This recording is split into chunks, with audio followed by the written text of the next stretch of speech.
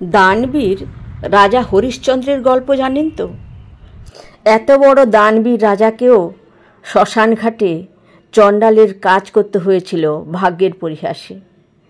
তার স্ত্রী শৈব্যা পতিব্রতা ছিলেন, তাই দুজনকেই নিয়তির নিষ্ঠুর পরিহাস সহ্য করতে হয়েছিল। শৈব্যা ছোট গল্পে স্বনামধন্য লেখক নারায়ণ গঙ্গোপাধ্যায় তথাকথিত উচ্চবর্ণের চরিত্রহীন মানুষদের বড় বড় বুলির আড়ালে সুযোগ সন্ধানী নির্মম রূপ যেমন দেখিয়েছেন বর্ণভেদের নিষ্ঠুর রূপটিও, দেখিয়েছেন বিধবা নারীর অসহায়তা, এবং শেষ পর্যন্ত দেখা গেল চিতার অগ্নিতে মুছে যায় সব কিছু।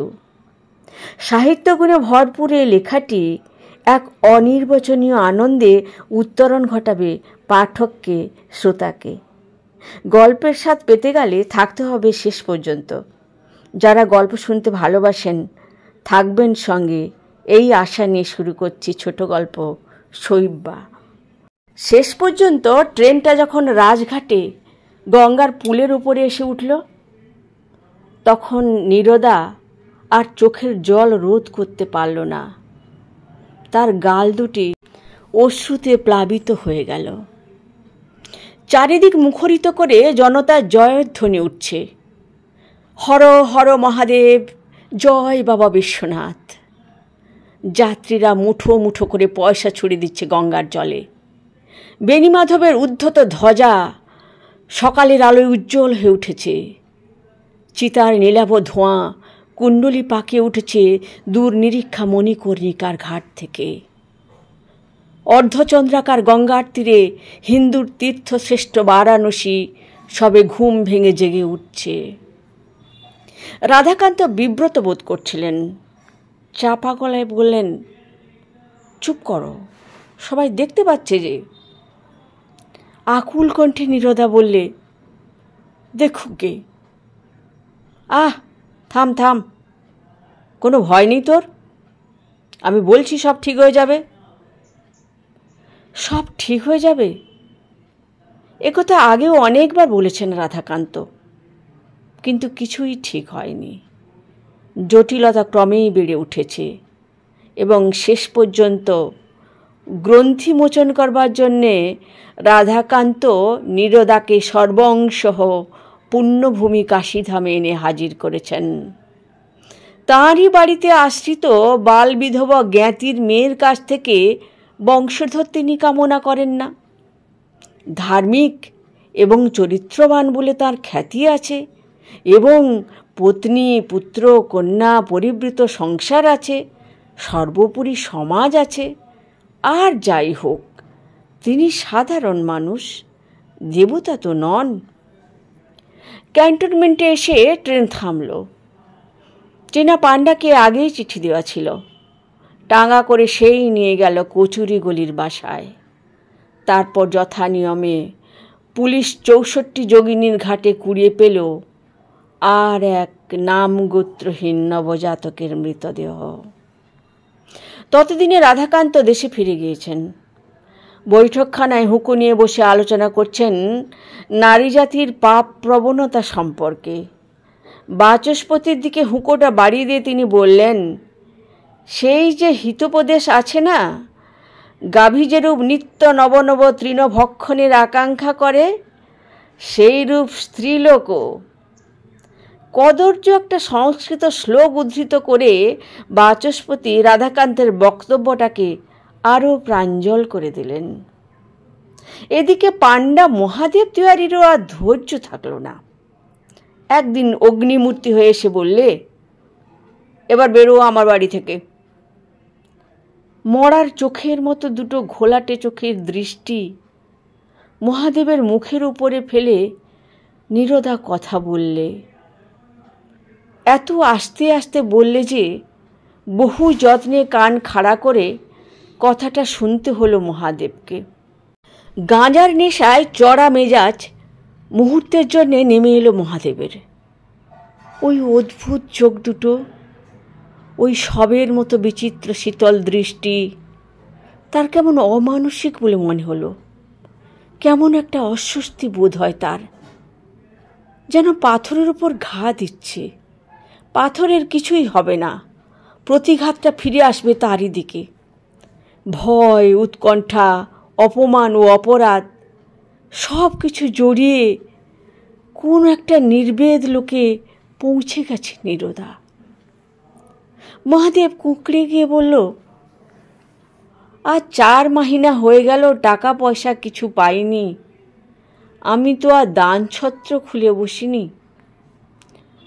নীরদা তেমনি অস্পষ্ট গলায় বললে, আমি কি করব?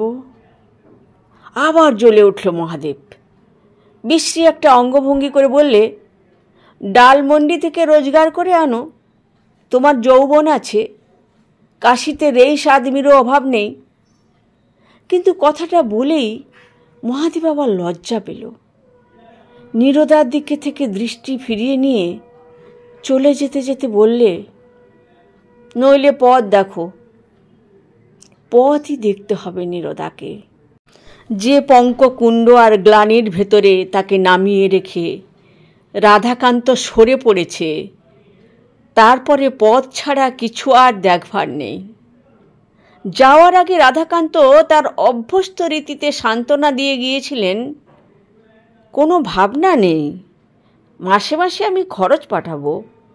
কিন্তু 2 মাস পরেই সংসারী রাধাকান্ত, চরিত্রবান ভদ্র রাধাকান্ত এই চরিত্রহীনা সম্পর্কে তার প্রতিশ্রুতিটা অবলীলাক্রমে ভুলে গেলেন। ভুলে না যাওয়াটাই আশ্চর্য ছিল। হিন্দুর পরম তীর্থ পুণ্যতীর্থ ভিখারি বিশ্বনাথের ক্ষুধার্ত করপুটে অমৃত ঢেলে দিচ্ছেন অন্নপূর্ণা। কিন্তু যুগের অভিশাপে অন্নপূর্ণাও ভিখিরিনী। বিশ্বনাথের গলিতে, গঙ্গার ঘাটে ঘাটে, দেবালয়ের আশেপাশে সহস্র অন্নপূর্ণার কান্না শোনা যায়।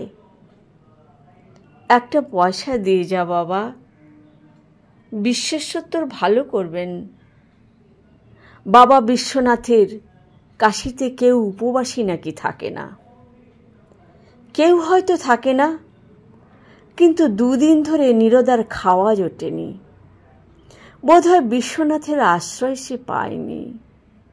বোধহয় নীরদার পাপে তিনি মুখ ফিরিয়ে নিয়েছেন।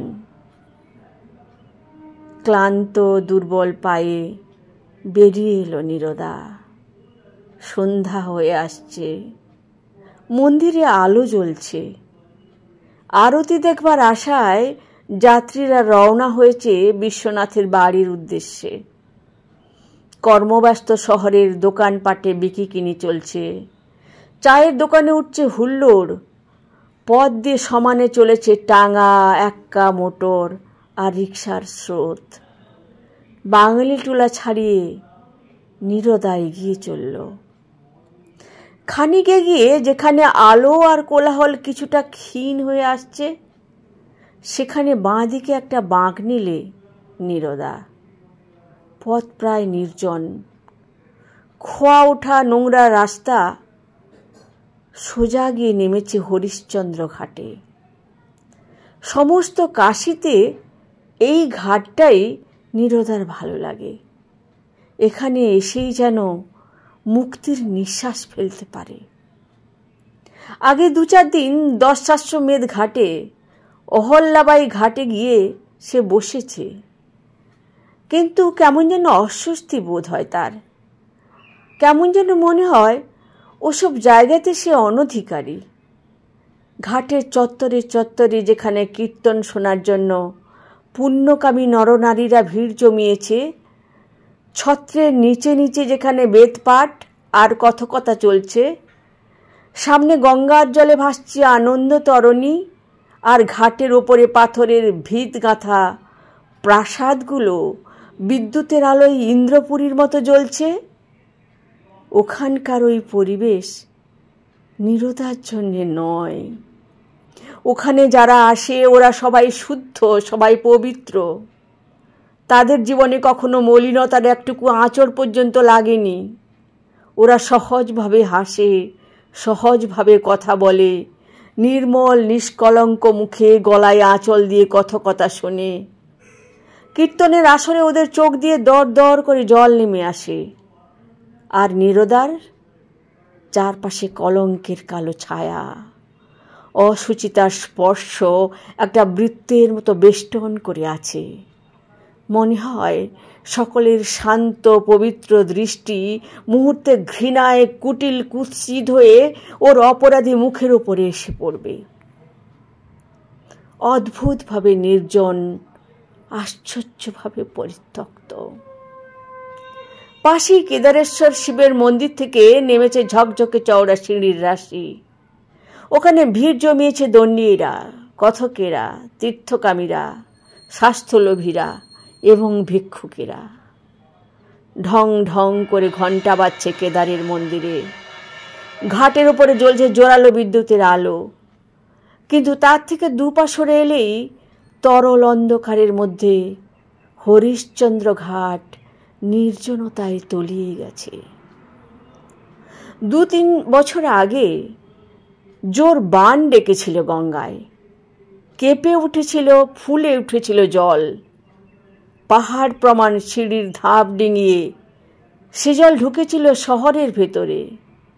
তারই ফলে পুঞ্জিত বালি হরিশ্চন্দ্র ঘাটের ভাঙা সিঁড়িগুলোকে প্রায় ঢেকে ফেলেছে।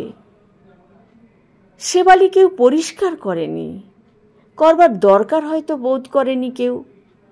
শুধু যারা মরা নিয়ে আসে তারাই বালির স্তূপ ভেঙে নিচে নেমে যায়। 2-1 দণ্ডী স্নান করে যায় সকাল সন্ধ্যায়। বুড়িরা কচিত কখনো হয়তো এখানে এসে বসে, তারপর সন্ধে হলেই চলে যায় কেদার ঘাটের দিকে। 2-1টা চিতার রাঙা আলোতে হরিশ্চন্দ্রের ছোট মন্দিরটা আলো হয়ে ওঠে। সেই রক্তশিখায় গঙ্গার জলে একটি দীর্ঘ ছায়া ফেলে মাথায় পাগড়ি বাঁধা চণ্ডাল লম্বা বাঁশ দিয়ে চিতা ঝাড়তে থাকে। এইখানে এসে বসল নীরদা।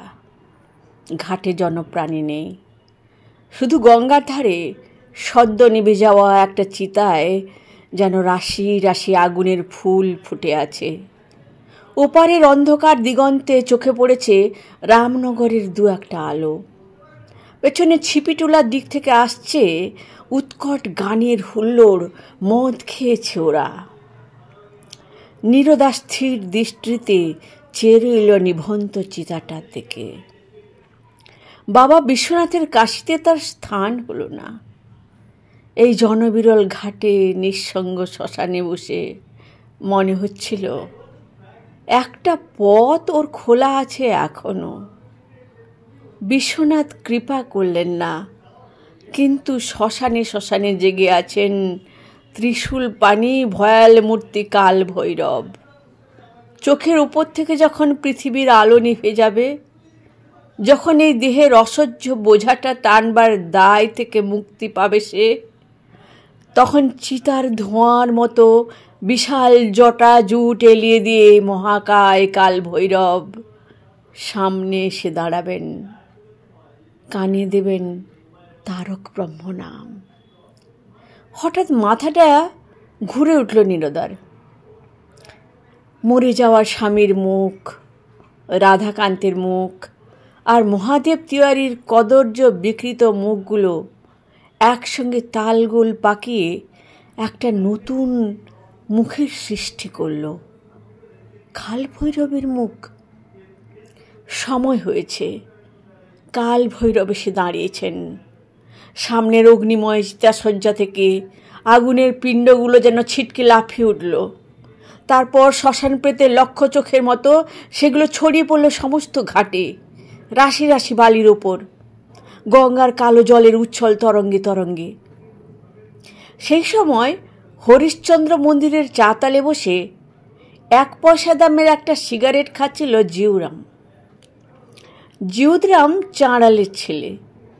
বংশানুক্রমিকভাবে এই ঘাটে তারা মরা পুড়িয়ে আসছে। কিন্তু জিউদরামের যৌবনকাল এবং অল্প অল্প শখও আছে। মাঝে মাঝে রুমাল বেঁধে বিলিতি নেটের মিহি পাঞ্জাবি পরে পান চিবুতে চিবুতে সে বেরিয়ে পড়ে। এক টুকরো তুলোয় সস্তা আতর মেখে গুঁজে দেয় কানের পাশে। চোখের পাতায় হালকা করে আঁকে সুরমার রেখা। এই হরিশ্চন্দ্র ঘাটে মরা পোড়ানোর চাইতেও আর একটা বৃহত্তর জীবনের দাবি যে আছে, সেইটুকুই সে অনুভব করতে চায় মাঝে মাঝে। ভুলে যেতে চায় নিজের ব্রাত্য পরিচয়। আজ একটু রসের মুখে ছিল জিউদরাম। মুসম্মার রস দিয়ে বেশ কড়া করে লোটাখানেক সিদ্ধি টেনেছে। তারপর একটা সিগারেট ধরিয়ে কোনো অচেনা প্যারের উদ্দেশ্যে হৃদয়ের আকুতি নিবেদন করেছে। এমন সময় দেখতে পেল সিঁড়ির মাথার ওপরে সাদা মতো কি যেন একটা পড়ে রয়েছে। প্রথম দু একবার দেখেও দেখেনি, তারপর কেমন সন্দেহ হলো। জিউদরাম আস্তে আস্তে এগিয়ে গেল। হঠাৎ ছ্যাঁত করে উঠল বুকের ভেতরটা। মরা নয় তো? একটা ঝাঁকড়া গাছের ছায়ায় পড়েছিল নীরদা। পাশের কেদার ঘাট থেকে এক ফালি বিদ্যুতের আলো পাতার ফাঁক দিয়ে মাঝে মাঝে দুলে যাচ্ছিল নীরদার মুখের উপর। সেই আলোয় জিউত দেখল নিঃশ্বাস পড়ছে। অজ্ঞান হয়ে গেছে মেয়েটা। কাশির ঘাটে এমন দৃশ্য বিরল নয়। কয়েক মুহূর্ত স্থির হয়ে দাঁড়িয়ে রইল।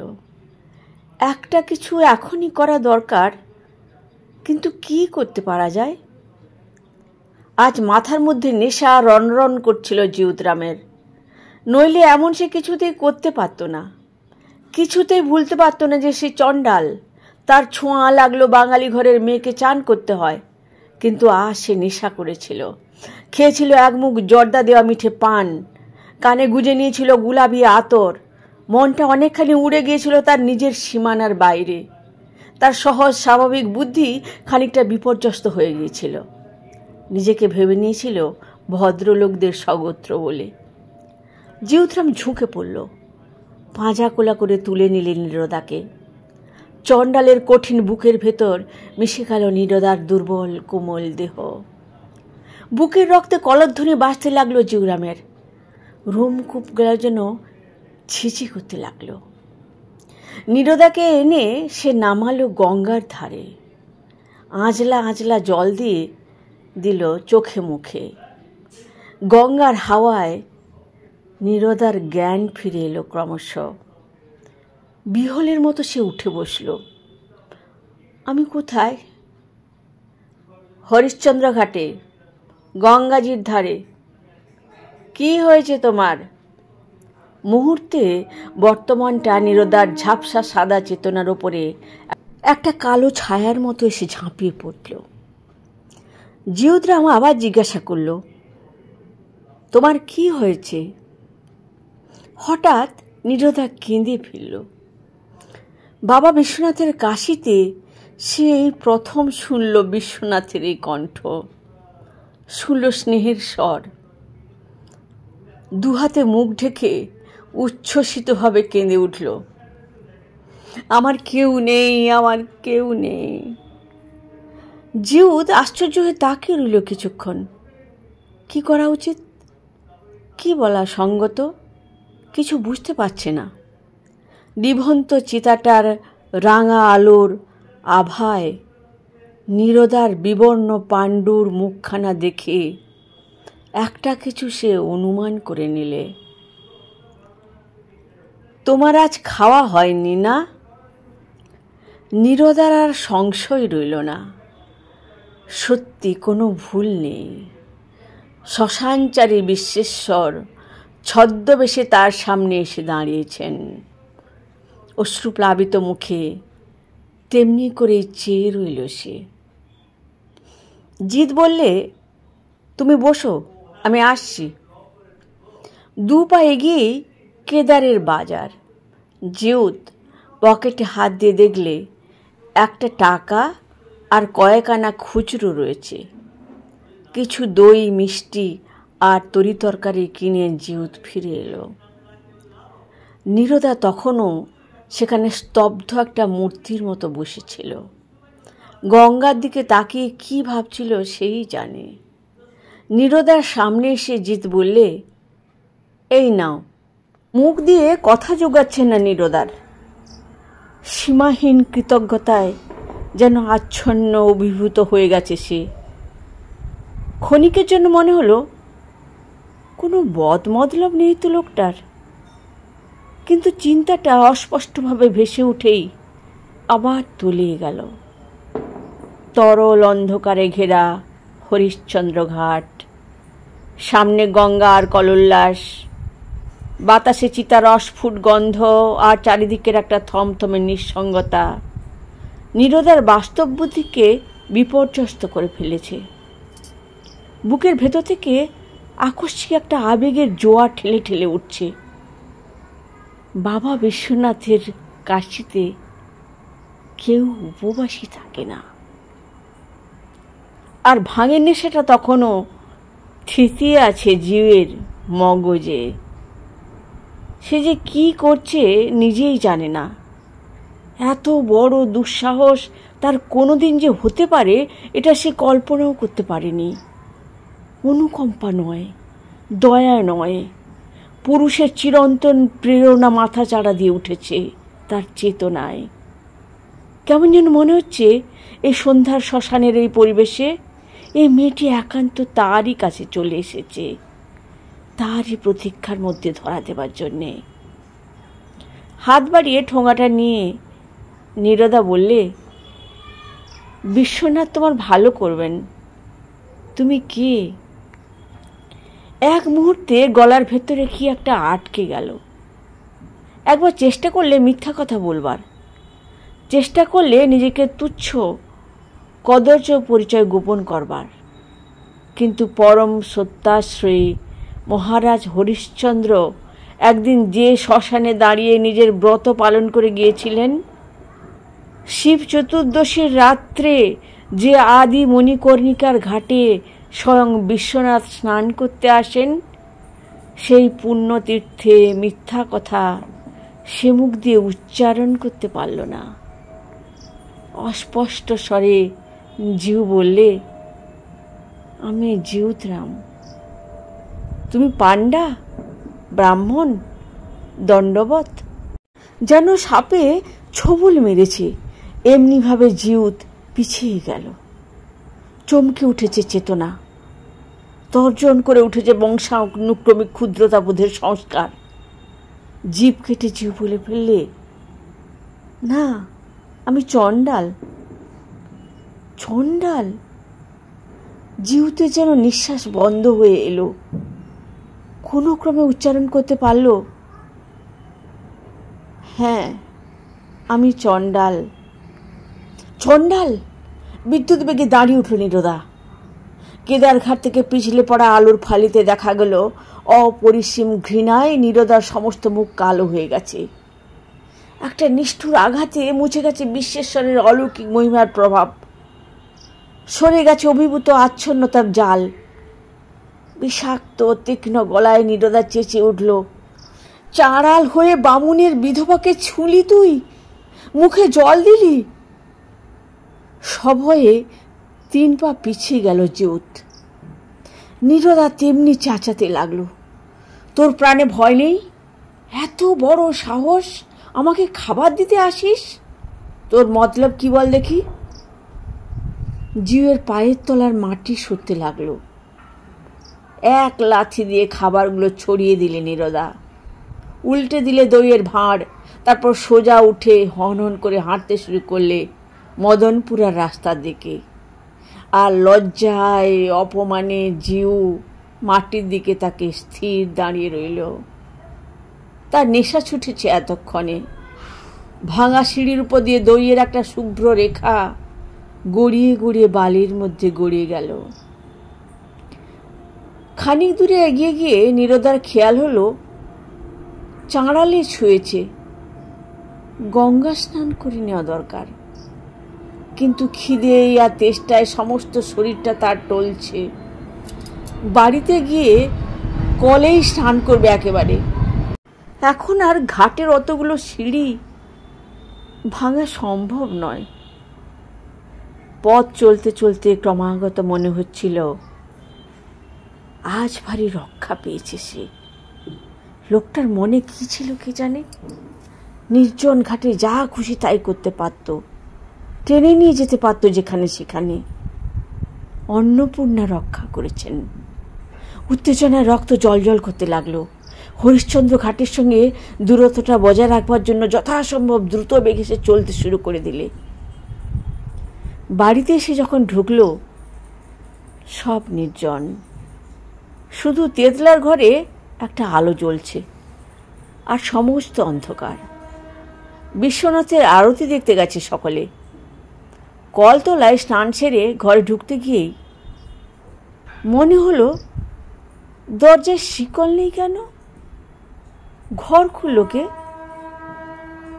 কিন্তু অত কথা ভাবার সময় ছিল না। আর দাঁড়াতে পারছে না সে।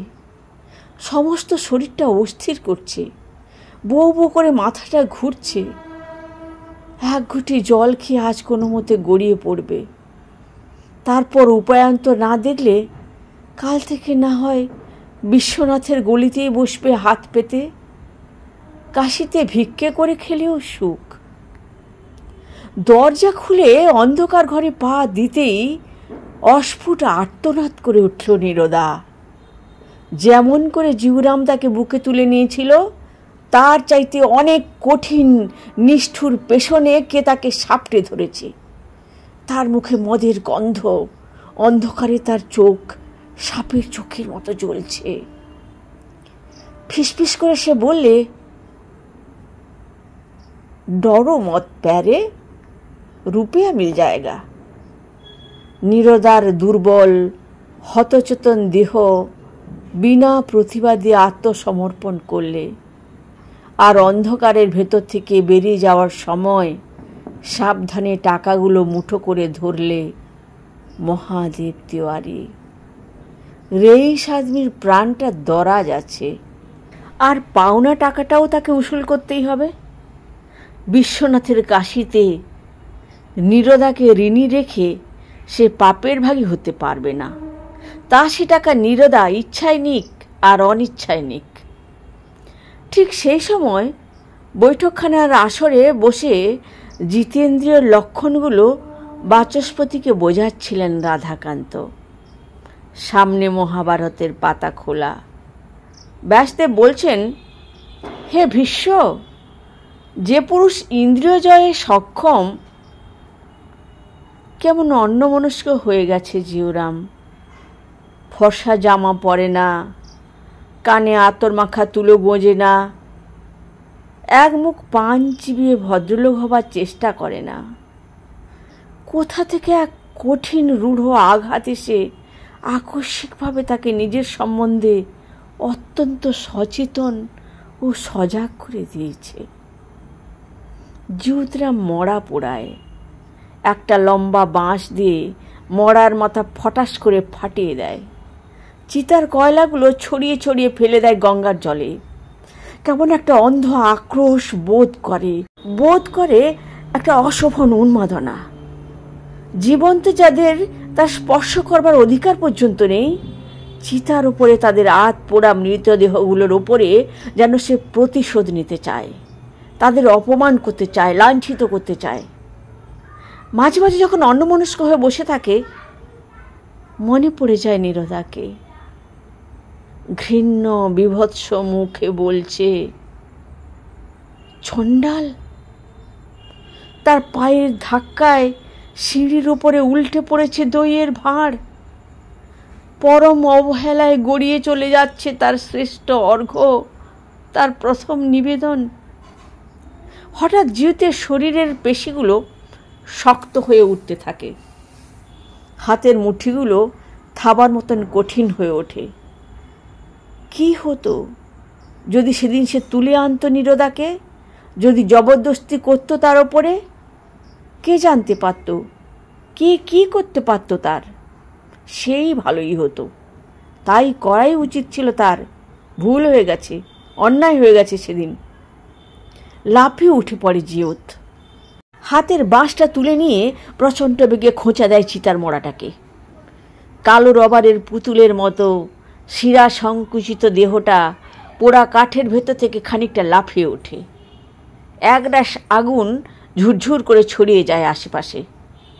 তারপর নির্মমভাবে বাঁশ দিয়ে পিটতে শুরু করে। সাদা হাড়ের ওপর থেকে থেতলে থেতলে পোড়া মাংস খসে পড়তে থাকে। দুর্গন্ধে বাতাস ভারী হয়ে যায়। কিছুক্ষণ পরে টের পেল জিউতের বন্ধু বান্ধবেরা। একটা আসরে তারা জিউকে ধরে নিয়ে গেল। কি হয়েছে তোর? कुछ नहीं। दिल খারাপ? হ্যাঁ। তবে চল আজ মৌজ করে আসি। না। কিন্তু বন্ধুরা সেদিন জোর করে সন্ধ্যার পরে সাজগোজ করিয়ে তাকে টেনে নিয়ে গেল। দেশি মদের দোকানে এক এক পাইট করে টেনে সকলে যখন রাস্তায় বেরুলো, তখন বহুদিন পরে জিউতের রক্তে আগুন ধরেছে আবার। জোর গলায় একটা অশ্রাব্য গান জুড়ে দিল সে। ডালমন্ডিতে ঘরে ঘরে তখন উৎসব চলছে। হারমোনিয়ামের শব্দ, ঘুঙুরের আওয়াজ, বেতালা গান, বেসুরো চিৎকার। মাঝে মাঝে সব কিছু ছাপিয়ে জেগে উঠছে তবলার উদ্দাম চাঁটির নির্ঘোষ। দরজায় দরজায় রাত্রির অপসরী শিকার ধরবার জন্য ওত পেতে দাঁড়িয়ে। টলতে টলতে যাচ্ছিল, হঠাৎ থমকে দাঁড়িয়ে গেল জিউত। কেদারঘাটের এক ফালি আলোতে দেখেছিল, এখানে বিদ্যুতের আলোতেও সে চিনতে পারল। আশ্চর্য, নেশায় রাঙা চোখ নিয়েও চিনতে পারল জিউত। মেয়েটার চোখেও নেশার ঘোর। জিউতকে থেমে দাঁড়াতে দেখে সে এগিয়ে এলো। জিউতের একখানা হাত চেপে ধরে বলল, চলে এসো। ঠান্ডা একটা সাপ হঠাৎ শরীরে জড়িয়ে গেলে যে অনুভূতি জাগে, তেমনি একটা নক্কারজনক ভয়ার্ত শিহরণে শিউরে উঠল। হাত ছাড়াবার চেষ্টা করে বললে, আমি চাঁড়াল। উচ্চৈস্বরে মাতালের হাসি এসে মেয়েটা বললে, আমি চাঁড়াললি, ভয় কি, চলে এসো। প্রকাণ্ড একটা ঝাঁকনি দিয়ে নিজেকে ছাড়িয়ে নিল জিউতরাম। ঊর্ধ্বশ্বাসে ছুটতে শুরু করে দিল। পেছন থেকে মেয়েটার হাসি কানে আসছে। একটা ধারালো অস্ত্র দিয়ে যেন পিতলের বাসনের গায়ে সশব্দে আঁচড় কাটছে কেউ। শ্মশানে শ্মশান চণ্ডাল পাথরের মূর্তির মতো দাঁড়িয়ে আছে। সামনে চিতার পর লগলকে আগুন, গঙ্গার জলে নাচছে তার প্রেতর ছায়া। শ্মশান চণ্ডালের কালো শরীরে আগুনের আভা পিছলে যাচ্ছে। আর রাগ নেই, অভিযোগ নেই, গ্লানি নেই। ব্যথা আর করুণায় মনের ভেতরটা টলমল করছে।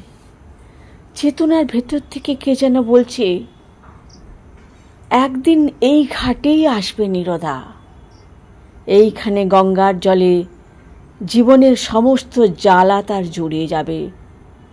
সেদিন তার অহংকার থাকবে না, থাকবে না আজকের এই অপমানের কালো কলঙ্কের ছাপ। সেদিন জিউ তাকে নিজের মতো করে পাবে, পাবে তাকে স্পর্শ করার অধিকার। চণ্ডালের ছোঁয়ায় সেদিন তার কাশী প্রাপ্তির সার্থক মর্যাদা ফিরে আসবে।